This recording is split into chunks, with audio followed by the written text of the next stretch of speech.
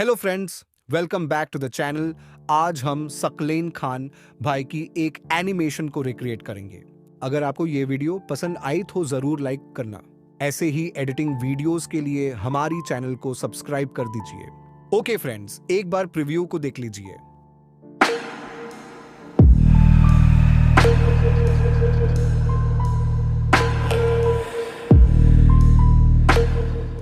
चलो friends, video को शुरू करेंगे। सो फ्रेंड्स, फर्स्ट हम प्रोजेक्ट की एसेट्स को इंपोर्ट करेंगे। ये इमेजेस को मैंने पिक्साबाई से डाउनलोड किया था। नाउ फोटो फ्रेम को क्रिएट करेंगे। उसके लिए मैं एक रेक्टेंगल को ऐड करूंगा। अब इस शेप की स्केल को मेरे तरह एडजस्ट कर लीजिए। अब कलर एंड फिल पर जाके नो फिल को सिलेक्ट कर लीजिए। नाउ स्ट्रोक को इनेबल कर लीजिए। स्ट्रोक की कलर के लिए व्हाइट कलर को सिलेक्ट कर लीजिए। अब स्ट्रोक के साइज को एडजस्ट कर लीजिए। इस फ्रेम की साइज को थोड़ा डिक्रीज करेंगे।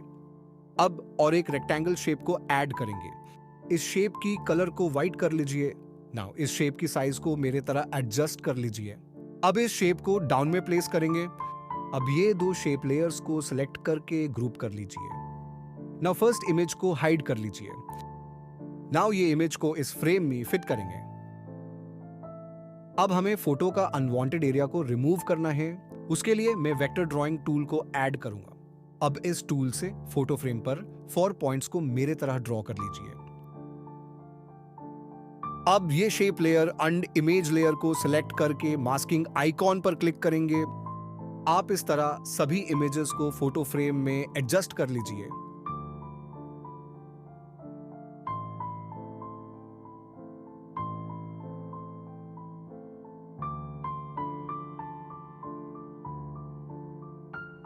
नाउ फोटो फ्रेम को थोड़ी देर के लिए हाइड करेंगे। अब हमें ये सारे इमेजेस को ब्लैक एंड व्हाइट में कन्वर्ट करना है। उसके लिए मैं पहले सैचुरेशन इफेक्ट को अप्लाई करूंगा। सैचुरेशन वैल्यू को नेगेटिव 100% करेंगे। अब हम इस इमेज की ब्राइटनेस को थोड़ा कम करेंगे ब्राइटनेस एंड कॉन्ट्रास्ट इफेक्ट को अप्लाई करके। अब ये दो इफेक्ट्स को कॉपी करेंगे। नाउ ये इफेक्ट्स को रिमेनिंग फोटो लेयर्स पर पेस्ट करेंगे। मैं और थोड़ा एडजस्ट कर लेता हूं।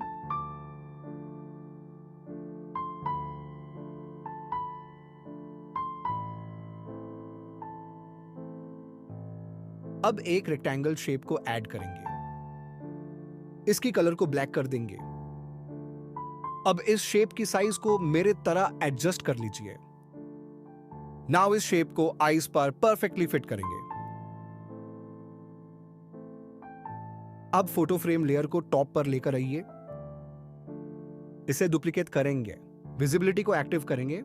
अब ये तीनों लेयर्स को सिलेक्ट करके ग्रुप कर लीजिए। आप इस तरह सभी फोटोज की आईज पर ब्लैक रेक्टेंगल को फिट करके फोटो फ्रेम के साथ ग्रुप करना है।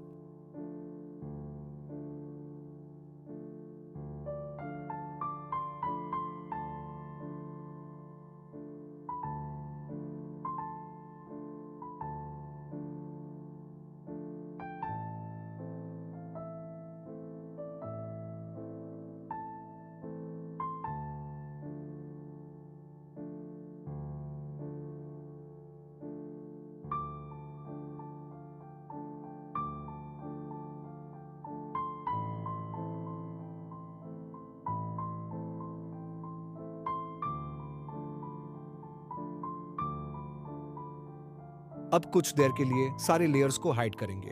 अब हम बैकग्राउंड को क्रिएट करेंगे।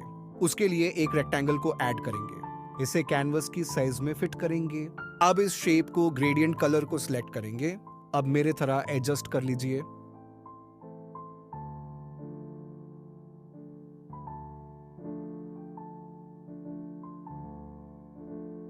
नाउ इस शेप को नीचे ड्रैग करेंगे। अब ये सारे लेयर्स की ड्यूरेशंस को 10 सेकंड्स तक एक्सटेंड करेंगे।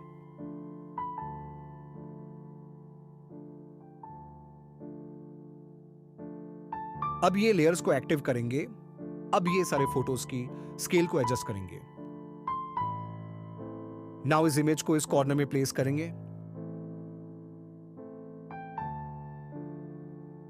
इसी प्रकार सभी इमेजेस की स्केल एंड पोजीशंस को एडजस्ट कर लीजिए।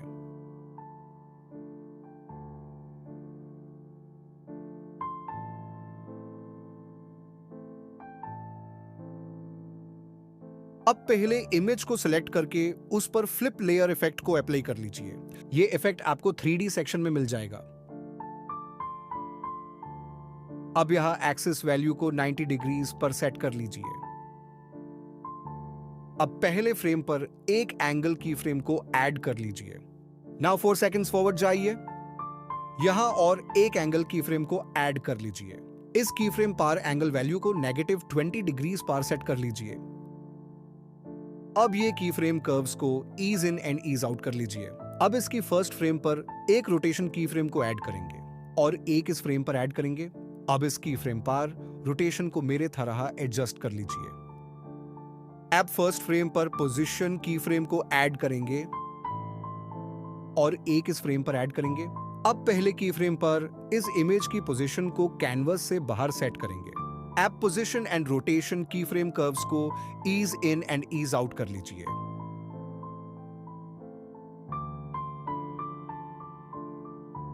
नाउ इस लेयर की लास्ट फ्रेम पर और एक एंगल की फ्रेम को ऐड करेंगे और यहां एंगल वैल्यू को हल्का सा एडजस्ट करेंगे।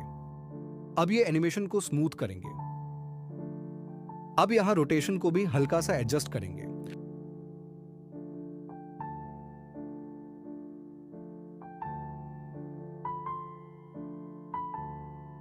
अब फ्लिप लेयर इफेक्ट को कॉपी कर लीजिए।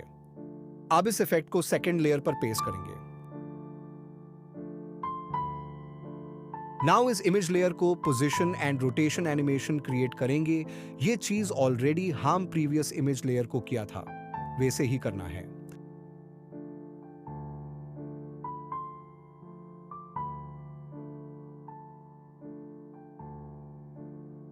इसी प्रकार सभी इमेज लेयर्स को एनिमेट कर लीजिए।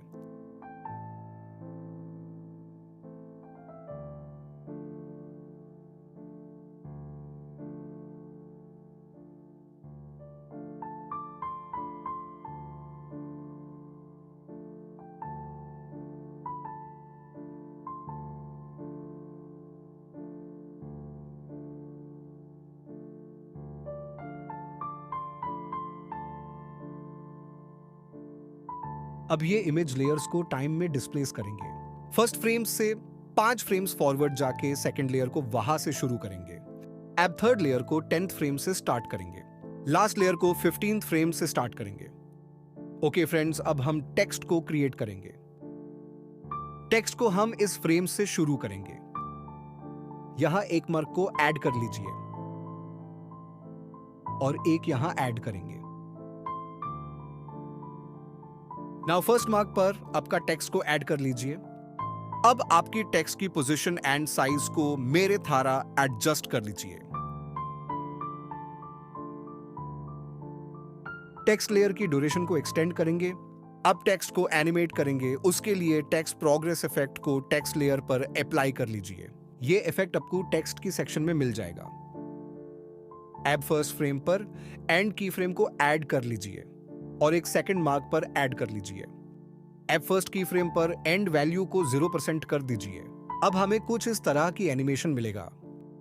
अब हम टेक्स्ट पर एक टेक्सचर को अप्लाई करेंगे। ये टेक्सचर की ड्यूरेशन को एक्सटेंड करेंगे। अब हमें ये टेक्सचर को ब्लैक एंड व्हाइट में कन्वर्ट करना है। उसके लिए टेक्सचर लेयर पर थ्रेशोल्ड इफेक्ट को अप्लाई कर लीजिए। अब थ्रेशोल्ड स्लाइडर को मेरे तरह एडजस्ट कर लीजिए। नाउ टेक्स्ट लेयर को टेक्सचर लेयर की ऊपर लेकर जाएंगे। अब टेक्स्ट लेयर की ब्लेंडिंग मोड को थोड़ी देर के लिए मास्क करेंगे।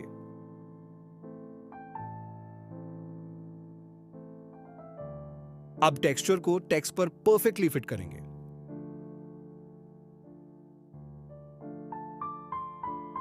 अब टेक्स्ट की ब्लेंडिंग मोड को नॉर्मल कर दीजिए। अब ये दो लेयर्स को सिलेक्ट करके मास्किंग आइकॉन पर क्लिक कर दीजिए। अब हमें ये टेक्स्ट एनिमेशन कुछ इस तरह दिखेगा। अब ये सारे मार्क्स को रिमूव कर दीजिए। ये टेक्स्ट एनिमेशन 6.10 फ्रेम में एंड हुआ।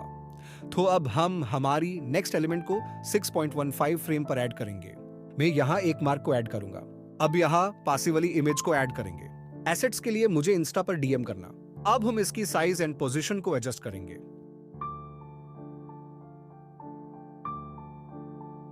अब इस लेयर की फर्स्ट फ्रेम पर एक पोजीशन की फ्रेम को ऐड करेंगे।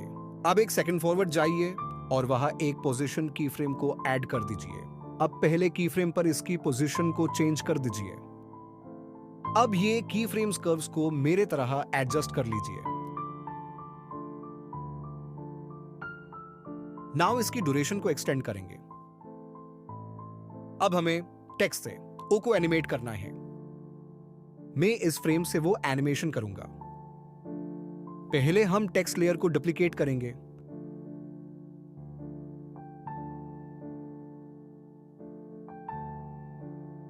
अब इस फ्रेम पर एक शेप को ड्रॉ करेंगे।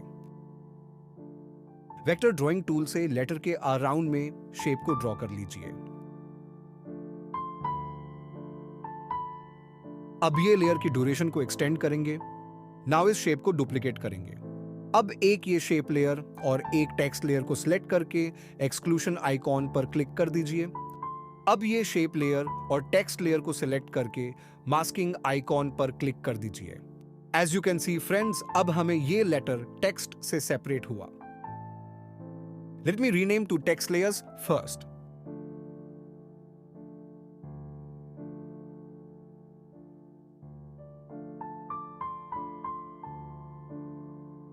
अब हम ये लेटर को यहां से एनिमेट करेंगे।